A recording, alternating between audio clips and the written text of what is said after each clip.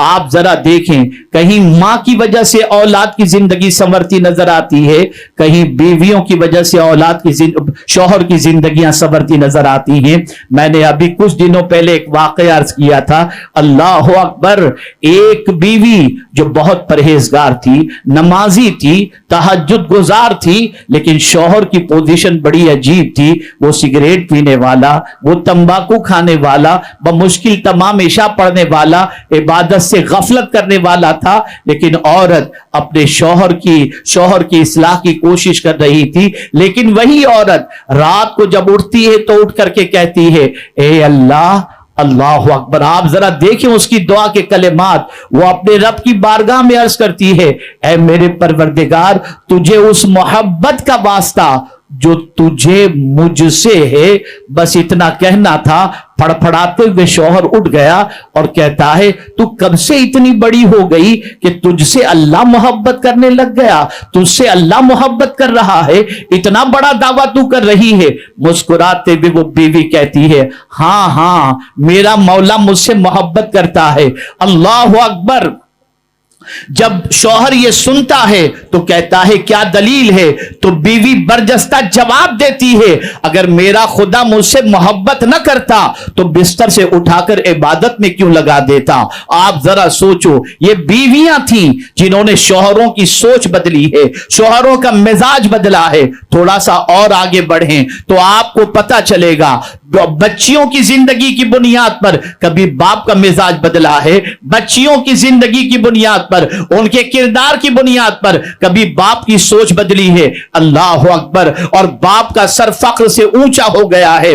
कौन नहीं जानता सैयदतुन निसा, खातुन जन्नत, फातिमा ज़हरा रदी अल्लाह तआला अन्हा को। अल्लाह अकबर। आप जरा सोचें, वो हया की पैकर थी, मुस्तफा जाने रहमत सल्लल्लाहु अलैहि वसल्लम के दिल का टुकड़ा थी, जिगर का टुकड़ा थी। सरकार सल्लल्लाहु अलैहि वसल्लम के मिशन के हवाले से अल्लाह अकबर, इस हद तक वो सरकार सल्लल्लाहु अलैहि वसल्लम के मिशन को आम करने वाली थी कि अल्लाह अल्लाह खुद तो मुस्तफा प्यारे के मिशन के सिलसिले में मुआविना साबित हुई ही, लेकिन साथ ही साथ अपने बच्चों की परवरिश भी इसी तरीके से की कि नाना के मिशन को जिंदा रखना है। और दुनिया ने देखा कि रसूल आजम के मिशन की खातिर इमाम हुसैन ने सर कटा दिया, जान कुर्बान की, खानदान कुर्बान किया। और अगर मैं ये कहूं तो गलत ना होगा, खातूने जन्नत इतनी ताकतवर थी जिसकी कोई इंतहा नहीं। जब रसूल गिरामी वकार सल्लल्लाहु अलैहि वसल्लम हरम मोहतरम के अंदर सजदे की हालत में थे और अबू जहल ने जब मुस्तफा जाने रहमत की पुश्त अनवर पर ओजड़ी रख दी थी, तो ओजड़ी इतनी वजनदार थी, कोई हटाने की ताकत नहीं रखता था। लेकिन खातूने जन्नत गई और जाकर के उस ओजड़ी को मुस्तफा प्यारे की पुश्त अनवर से हटाकर उन जालिमों के हवाले से कुछ कलेमात कहे। आप जरा सोचो, ये खातून जन्नत रज़ी अल्लाह तआला अन्हा हैं, अल्लाह के रसूल सल्लल्लाहु अलैहि वसल्लम के मिशन के अंदर किस तरीके से मुस्तफा जाने रहमत सल्लल्लाहु अलैहि वसल्लम को सपोर्ट करती नजर आती हैं। इसी तरीके से आप बहन के रूप में अगर देखें तो करबला के ताजदार इमाम हुसैन की बहन के खुतबे पढ़ लीजिए, ताकि आपको पता चले कि बहन ने किस तरीके से अपने भाई के मिशन के लिए एक अच्छा रोल प्ले किया था। मैंने ये चार चीजें आपके सामने पेश की, मां की हैसियत से भी, बीवी की हैसियत से भी, बेटी की हैसियत से भी और बहन की हैसियत से भी। जब इन सब की जिंदगियां पाकीज़ा होती हैं, जब इनकी जिंदगियां बुराइयों से बची हुई होती हैं, जब इनका किरदार पाकीज़ा हुआ करता है, तो इस्लाम जिंदा भी होता है और इस्लाम का पैगाम दूसरों के सीनों तक पहुंचता हुआ दिखाई भी देता है। दुनिया ने महसूस कर लिया कि प्रोडक्शन यहां से होता है। मां की गोद को आप पूरी दुनिया के दानिश्वरों की ज़बान से यह सुन सकते हैं कि मां की गोद बच्चे के लिए सबसे पहली यूनिवर्सिटी होती है। उसी मां की गोद को, उसी खातून को दुनिया ने आवारा बनाने का प्लान किया, ताकि जमीन के ऊपर कोई नेकी करने वाला नजर ना आए, जमीन के ऊपर कोई पाकीज़ा किरदार का मालिक नजर ना आए, जमीन के ऊपर कोई अच्छा इंसान नजर ना आए, इसलिए इब्तिदा औरत से की गई, औरत को बहकाने की कोशिश की गई, औरत को आवारगी के रास्ते पे लगाने की कोशिश की गई। अल अयाज़ु बिल्लाह। ऐ खातून जन्नत की कनीजो, कान खोल कर अच्छी तरीके से सुन लो। अगर गुनाहों की दहलीज पर कदम रखा गया, अगर बुराइयों के दलदल के अंदर घुसने की कोशिश की गई, तो सिर्फ ये नहीं कि दुनिया बर्बाद होगी बल्कि आखिरत भी बर्बाद होगी।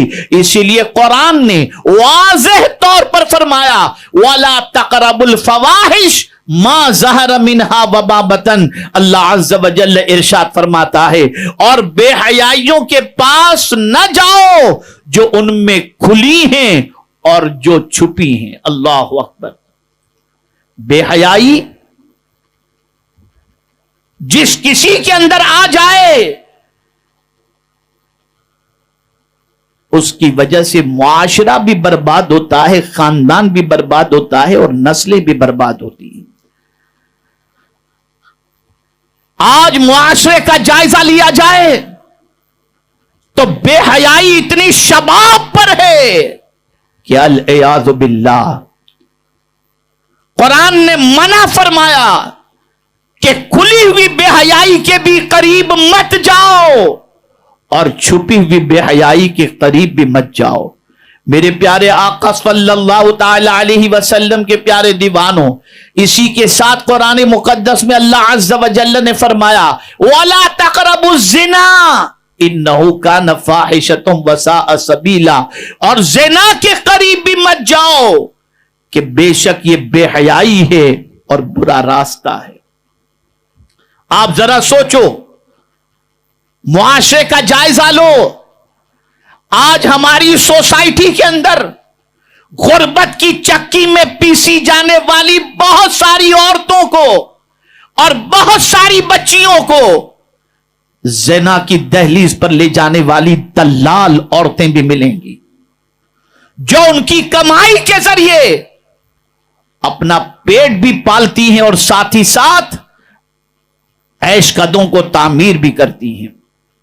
वो खवातीन जो गुर्बत की चक्की में पीसे जाने की वजह से बदकिरदारी के दरवाजे पर, बुराइयों के दरवाजे पर पहुंचकर अपने जिस्म को गुनाह से आलूदा कर लेती हैं, मैं उनसे पूछना चाहता हूं, ऐ खवातीन इस्लाम, तारीख के औराक उलट करके देखें, आपको बेशुमार ऐसी अल्लाह की बंदियां मिलेंगी जो गुर्बत की चक्की में पीसी जाती थी, लेकिन कभी उनके दामन को कोई गुनाह से आलूदा न कर सका।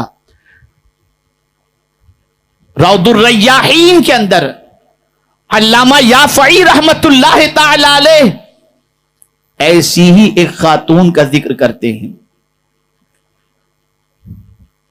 इरशाद फरमाते हैं, एक नौजवान था,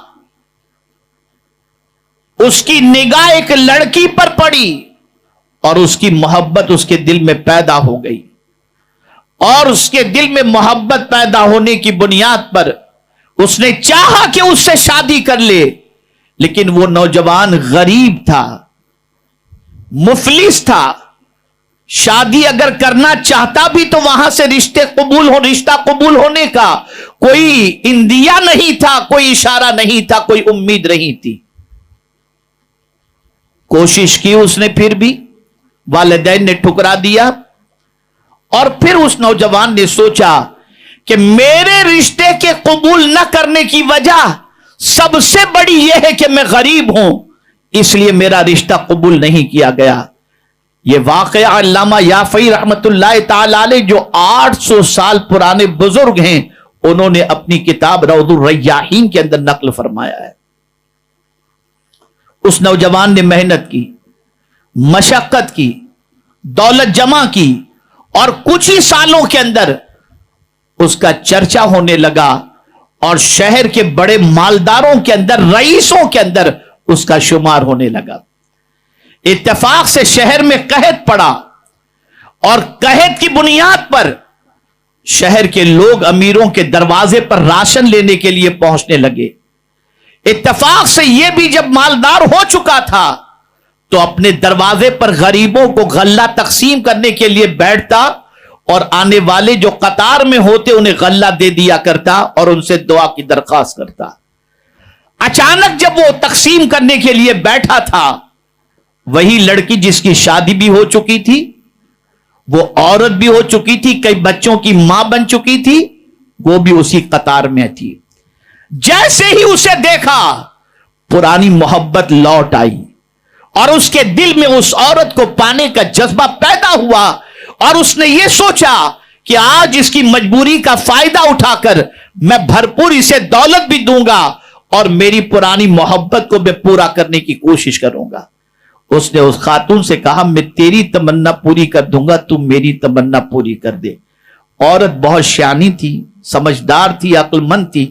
وہ اس کی نیت کو سمجھ گئی، قطار سے نکلی اور یہ کہتے ہوئے نکل گئی میرا ایک ایک بچہ بھوک سے مر جائے یہ تو مجھے گوارا ہے، لیکن میرے دامن پر گناہ کا دھبا لگ جائے مجھے یہ گوارا نہیں. چلی گئی. وہ گھر پہنچی، بچے بھوک سے بلک رہے تھے، پریشانی کے اندر تھے. وہ عورت پھر اس نیت سے پہنچی کہ شاید اس کا دل پگھل گیا ہو. قطار میں کھڑی ہوئی، باری آئی تو نوجوان نے پھر اپنا مطالبہ اس کے سامنے رکھا. مطالبے کو سننے کے بعد اس نے پھر ٹھکرا دیا، پھر چلی گئی اور اس کے بعد تیسری بار پھر آئی. اور تیسری بار جب آئی اور اس نے کہا کہ تم میرا مطالبہ پورا کر دے میں تیرا مطالبہ پورا کر دوں گا. اس عورت نے برجستہ کہا میں بھی مر جانا گوارا کروں گی اور میرے بچے بھی بھوک سے بلک بلک کر مر جائیں یہ بھی گوارا کر لوں گی، لیکن اب تیرے پاس نہیں آؤں گی، تیری نیت اچھی نہیں ہے اور میں اپنے دامن پر گناہوں کا دھبا لگ جائے یہ گوارا نہیں کر سکتی. جب اس مالدار نے، اس شخص نے اس عورت کی بات سنی، اس کی آنکھوں میں آنسو آ گئے اور زبان پر ایک ہی جملہ نکلا میں پیٹ بھرا ہو کر کے گناہ کی بات کرتا ہوں، یہ بھوکی ہو کر اللہ کی اطاعت کی بات کر رہی ہے. اللہ اکبر. اس کا ضمیر بیدار ہوا اور جملے بدل گئے. کہا میری بہن رک میں ابھی آتا ہوں. وہ کمرے میں گیا، جا کر کے اس نے بہت ساری رقم لے کر کے آیا اور کہا بہن اسے قبول کر لے اور میرے لیے دعا کر دے. اس نے کہا تیرا کوئی برا ارادہ تو نہیں؟ اس عورت کے کہنے پر اس نوجوان نے کہا نہیں کوئی میرا برا ارادہ نہیں ہے، میں صرف اللہ کے لیے تجھے دے رہا ہوں. اللہ اکبر. وہ خاتون ساری نعمتوں کے قریب سجدے میں چلی گئی اور اس نے جملہ کہا اللہ کی بارگاہ میں دعا کی اے اللہ جس نے ہمارے پیٹ کی آگ کو بجھانے کی کوشش کی ہے اور اس کے لیے محنت کی اور ہماری پیٹ کی آگ اس نے بجھائی، اے اللہ اسے جہنم کی آگ سے بچا لینا. علامہ یافعی رحمت اللہ تعالی علیہ فرماتے ہیں اس نوجوان کا حال یہ تھا، وہ بہت بڑا لوہار تھا لیکن اس کی پوزیشن یہ تھی کہ وہ لوہے کو آگ میں ڈال کر جب آگ سے لوہا نکالنا ہوتا